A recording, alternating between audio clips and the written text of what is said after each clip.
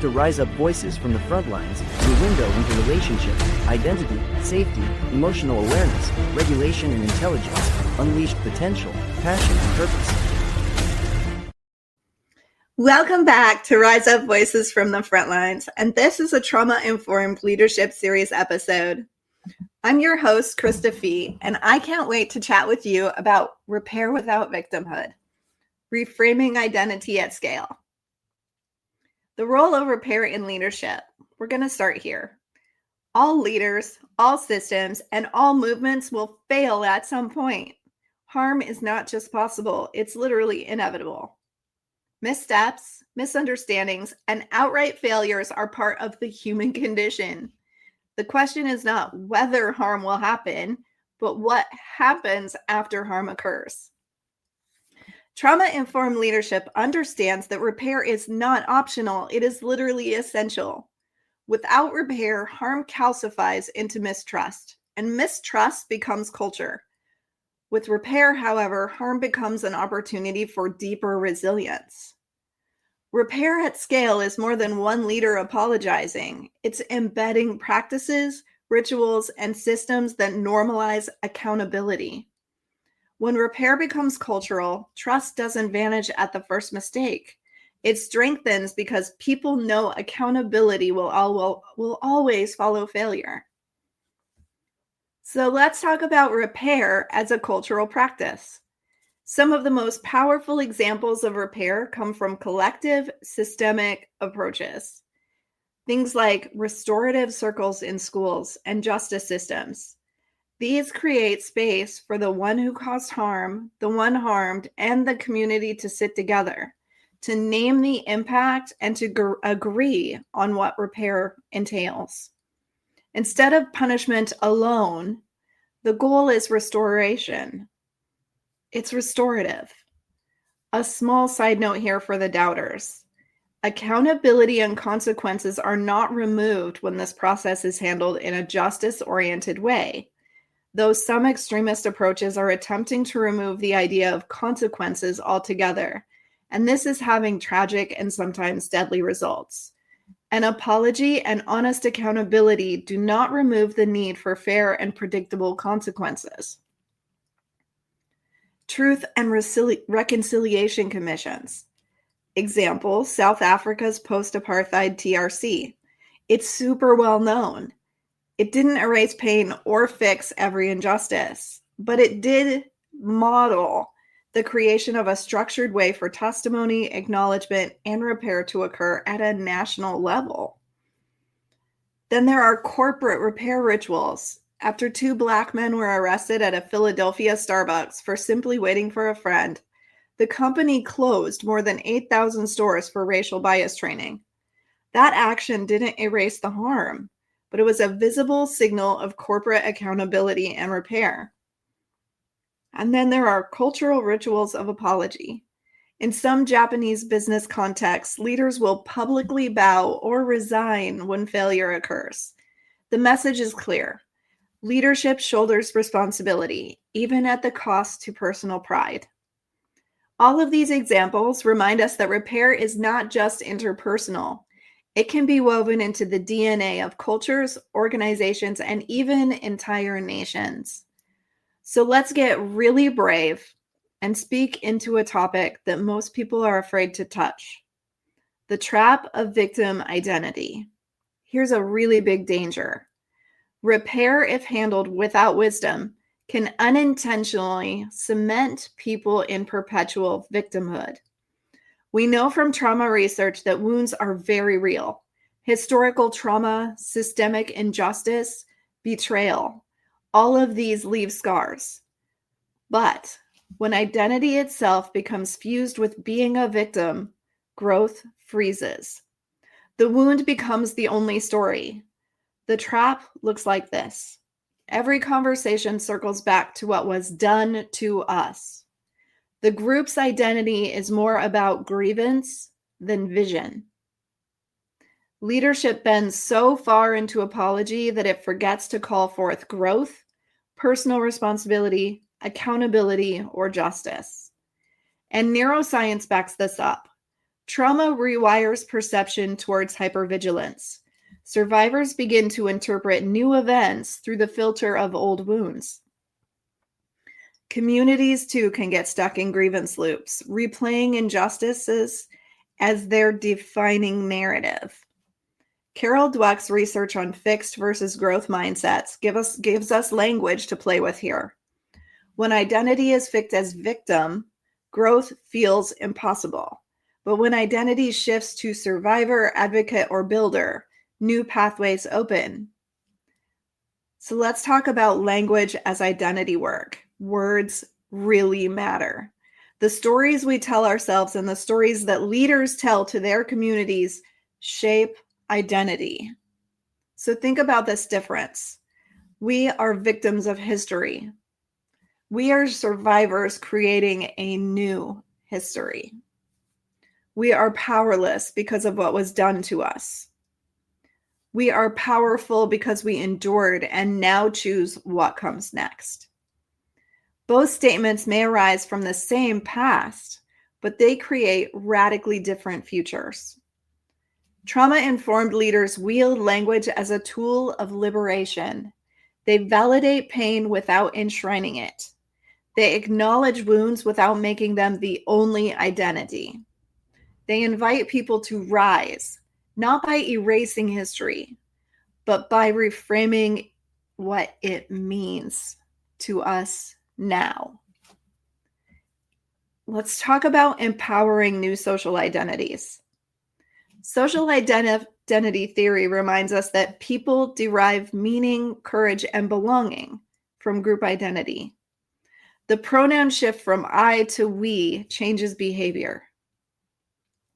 Leaders have the power to help groups reimagine who they are. The civil rights movement did this brilliantly. It named injustice, segregation, and violence, but it also framed Black identity in terms of dignity, culture, and moral courage. The message wasn't just we are oppressed. It was we are powerful, we are builders of a just society, and we are children of God. This reframing matters. Survivors of violence who shift from identifying as victims to identifying as thriving often find new agency. Communities that reframe themselves as resilient or builders recover more quickly after disasters than those who cling to the loss. Trauma-informed leadership at scale means helping communities rewrite their collective identity, not in denial of harm, but in affirmation of possibilities. So what are leaders responsible for? And what are they not responsible for? Here's where the balance gets really tricky. Leaders are responsible for acknowledging real harm, creating frameworks for healing and growth, modeling empowering language, building systems that allow survivors to lead their own futures. And leaders are not responsible for taking accountability for harms they did not cause. Let me say that again. Leaders are not responsible for taking accountability for harms they did not cause. They are not responsible for performing endless guilt in place of progress.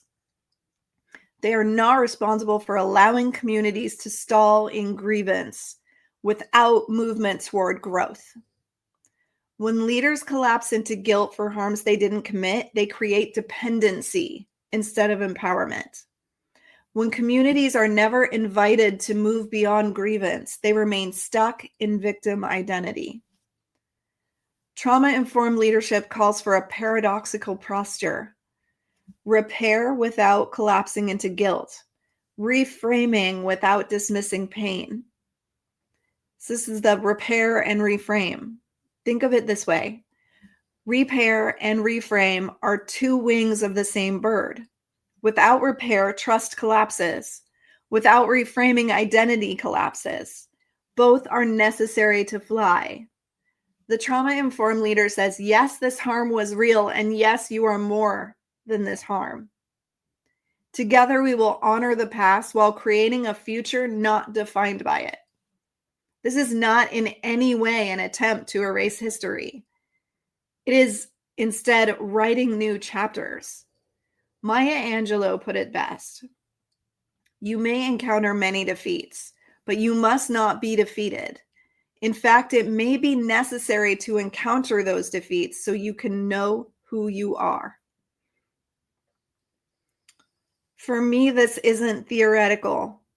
My life has been marked by wounds that I never asked for.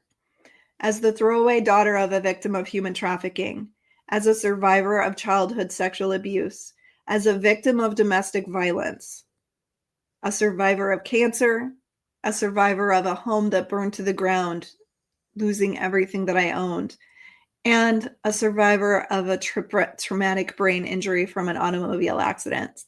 Every one of those scars shaped me. For years, I carried them all like chains. They defined my story, my sense of worth, my view of the world. But here's what I've learned. Scars can become wisdom, but only when we refuse to be defined by them alone. I can't erase the fact that I was thrown away, violated, or harmed, but I can, and I must, choose how those stories live in me today. They're not my identity. They're the fire that refined me, not the prison that contains me. This is the heart of Repair and Reframe. It's what I try to embody in my work with Rise Up Phoenix and in every conversation I have with leaders like you. We must honor the wound and refuse to live trapped inside of it. So here's a framework: repair without victimhood. Let me offer this to you for applying growth at scale. Acknowledge the harm. Never skip this step. Survivors and communities need their pain recognized and validated. Repair practically. Embed accountability systems, restorative practices, public apologies, and systemic reforms. Shift the language. Use words that affirm dignity, resilience, and agency, not just harm. Reframe identity. Invite groups to see themselves as powerful survivors, builders, or thrivers, not perpetual victims. Model the posture as a leader. Live the paradox. Show your scars, admit mistakes, but also point towards growth. And release false responsibility. Don't carry guilt for harms you did not cause. Your responsibility is to lead repair, not to live in self-condemnation. So heed the call of the North Star. Scaling leadership with integrity requires that we multiply not only impact, but also healing. Repair without victimhood is central to this.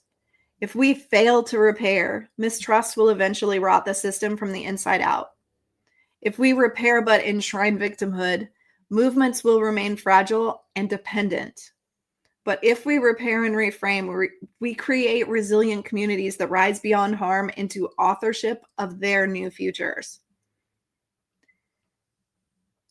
You choose who you are today and what you put out into the world.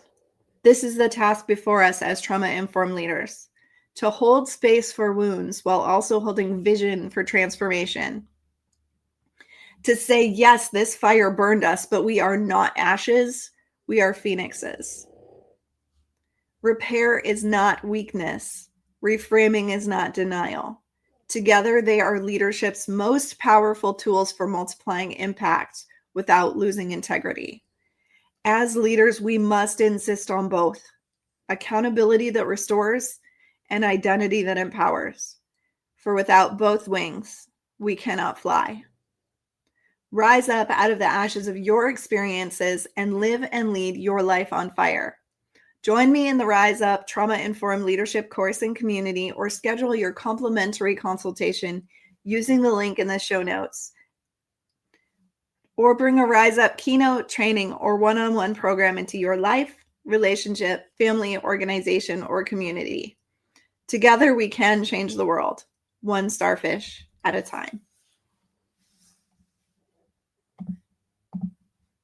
Become a Rise Up Hero sponsor to provide mental wellness and crisis response resources for those who serve country and community. Join us in the Rise Up movement today.